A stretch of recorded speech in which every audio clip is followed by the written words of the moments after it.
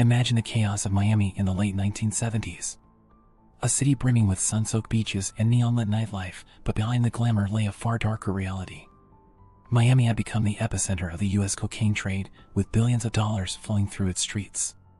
In the heart of this chaos was a figure who ruled with an iron fist, Griselda Blanco, a woman who would become one of the most feared and powerful drug lords in history.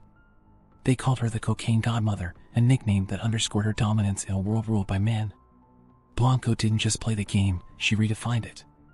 From her sharp business acumen to her unparalleled ruthlessness, her rise to power was as shocking as it was unstoppable. But how does a woman from the slums of Colombia rise to control a multi-billion-dollar empire? What made her so feared that even hardened criminals whispered her name with caution? And how did her empire eventually crumble, leaving behind a legacy that still influences pop culture and crime today? This is the story of Griselda Blanco, the woman who built an empire on violence, wealth, and fear. Griselda Blanco's journey to infamy began in Colombia. Born in the slums of Cartagena in 1943, her early life was defined by poverty and crime. By her teens, Blanco was already involved in petty theft, but her ambitions reached far beyond the streets of her hometown. Her first brush with the drug trade came when she moved to Medellin, Colombia's then emerging epicenter for cocaine production. By the 1970s, Blanco had found her calling in the booming cocaine industry. Sensing an opportunity in the growing demand for cocaine in the United States, she made a pivotal move, establishing operations in Miami. It was a bold decision that would change the landscape of American crime. Miami, with its proximity to the Caribbean and its porous borders, became the perfect gateway for smuggling cocaine into the United States. Blanco used innovative tactics, employing creative smuggling techniques such as hiding drugs in the linings of clothes and even in women's undergarments. Her methods were as ingenious as they were effective, allowing her to flood the U.S. market with cocaine. But her success was not just about logistics, it was about timing. Blanco seized the moment when demand for cocaine skyrocketed in the United States. She quickly established a distribution network that stretched across the country, earning millions of dollars weekly. Her operations were part of a larger wave of Colombian cartels that turned Miami into the drug capital of the world. As her influence grew, so did her wealth. Blanco funneled her earnings into Miami's economy, buying up properties and laundering money through local businesses.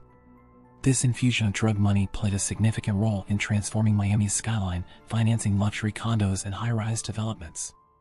Yet, while the city flourished on the surface, the streets told a different story, one of rising crime rates and escalating violence. Griselda Blanco's ability to dominate the drug trade in a male-dominated world was unmatched. By the late 1970s, she was not just a player, she was a kingpin, operating at the top of a multi-billion-dollar empire. Her reign marked the beginning of Miami's cocaine-fueled era, where wealth and violence became two sides of the same coin. Griselda Blanco's dominance wasn't built on strategy alone, it was cemented through fear. As her empire expanded, so did her reputation for brutality. Blanco didn't shy away from violence, she embraced it, using it as a tool to maintain control over her empire and eliminate competition. Her willingness to cross any moral boundary earned her both respect and terror within the criminal underworld. For Blanco, violence wasn't just a means to an end, it was a message to everyone in her orbit: betrayal and disobedience would not be tolerated. Blanco orchestrated dozens of murders during her reign, and her methods were often as shocking as they were ruthless. She's credited with popularizing the concept of the motorcycle assassin, a tactic where gunmen on motorcycles would carry out drive-by shootings. This method became synonymous with the Miami drug wars of the 1980s, leaving residents in fear of the relentless violence that played out on their streets. Blanco's enemies, and even some of her allies, often met gruesome ends at her command, cementing her infamy. Her most infamous act of violence was the murder of a 2-year-old boy, the son of a former enforcer who had betrayed her. This incident sent shockwaves through the criminal world, establishing her as a figure with no limits. It wasn't just about eliminating threats, it was about sending a message. Crossing Griselda Blanco came with the highest stakes imaginable. Such acts made her both a revered and feared figure in the global drug trade. Beyond the violence, Blanco's influence as a woman in the drug trade was groundbreaking. In a world dominated by men, she carved out her own path to power, becoming one of the most feared figures of her time. Her nickname, the Cocaine Godmother, wasn't just a title, it was a testament to her unparalleled ability to thrive in an environment where women were typically sidelined. She shattered stereotypes, showing that ruthlessness and cunning knew no gender boundaries. While her dominance brought her immense wealth, it also left a deep scar on Miami. The city's murder rate soared as drug-related violence spiraled out of control. Blanco's operations didn't just affect the criminal world, they reshaped the city itself. Her reign coincided with a period of unprecedented economic and social turmoil in Miami as neighborhoods became battlegrounds and corruption seeped into local institutions. The balance between her wealth and destruction painted a complex picture of power at its most dangerous. Despite her gender, Griselda Blanco wielded power in ways that rivaled and even surpassed her male counterparts. Her story became a grim reminder of how ambition, combined with unrelenting violence, could rewrite the rules of power. She was not just a criminal mastermind, she was a force that reshaped the landscape of crime, leaving an indelible mark on Miami's history. By the 1980s, Griselda Blanco's empire was facing its most significant challenges. The Reagan administration's war on drugs had turned Miami into a battleground. Federal agents poured into the city, determined to dismantle the cocaine trade that had turned South Florida into a haven for drug lords. Blanco's operations, though extensive and covert, couldn't avoid the increasing pressure from law enforcement. The violence that had helped Blanco rise to power also became her Achilles heel. Miami was a city under siege, with an escalating number of drug-related murders. Public outcry forced authorities to take drastic action. A special task force, made up of local and federal agencies, focused on dismantling the major players in the cocaine trade. Blanco quickly became one of their top targets. In 1985, after years of investigation, Blanco was finally captured in Irvine, California. Her arrest marked the end of an era for Miami's drug lords, but it was far from the end of her story. The prosecution charged her with multiple counts of drug trafficking and murder, seeking to put an end to a reign of terror. The case seemed ironclad. Key witnesses, including Jorge Ayala, one of Blanco's former hitmen, were prepared to testify against her. Ayala's testimony was crucial, tying Blanco directly to several murders. But the trial took an unexpected and shocking turn. Ayala was caught engaging in inappropriate relationships with secretaries from the state attorney's office. This scandal discredited the prosecution's case, resulting in a massive blow to their efforts. Despite her notoriety and the evidence against her, Blanco struck a plea deal. In 1994, she was sentenced to only 10 years in prison for 3 murder charges, an outcome that baffled and frustrated law enforcement officials who had worked tirelessly to bring her to justice. To many, it seemed Blanco had outmaneuvered the system once again. While incarcerated, Blanco maintained her influence and wealth.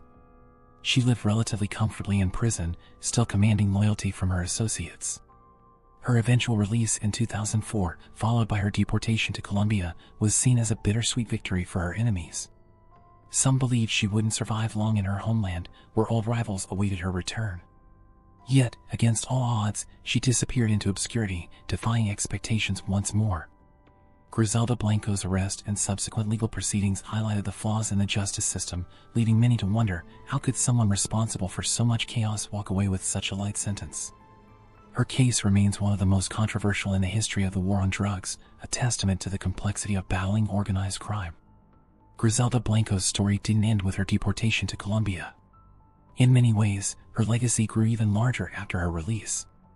Despite being one of the most violent and controversial figures in the history of organized crime, she became a symbol of power, defiance, and infamy, immortalized in documentaries, films, and pop culture.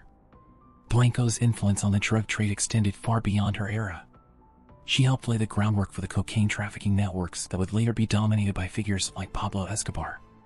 Her innovative smuggling techniques and business strategies became templates for future cartels.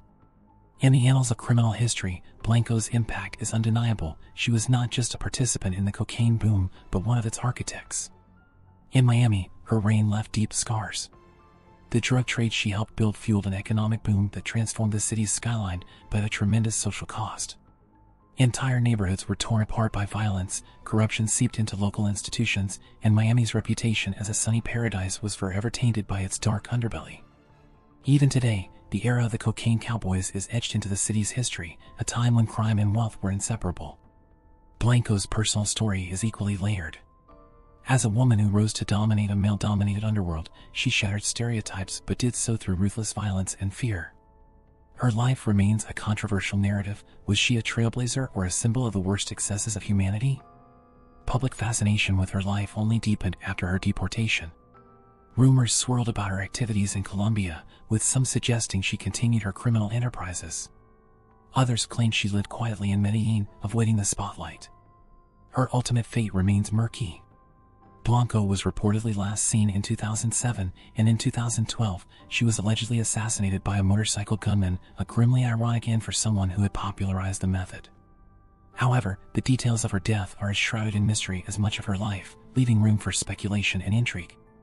Beyond the facts, Blanco's story raises larger questions about justice and accountability.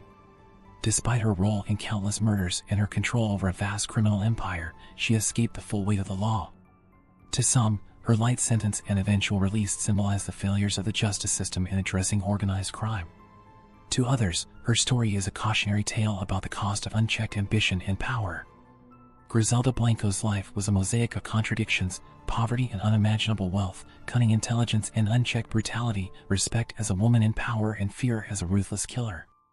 Whether remembered as a criminal mastermind or a tragic figure shaped by her circumstances, one thing is clear: the Cocaine Godmother's legacy is as enduring as it is haunting.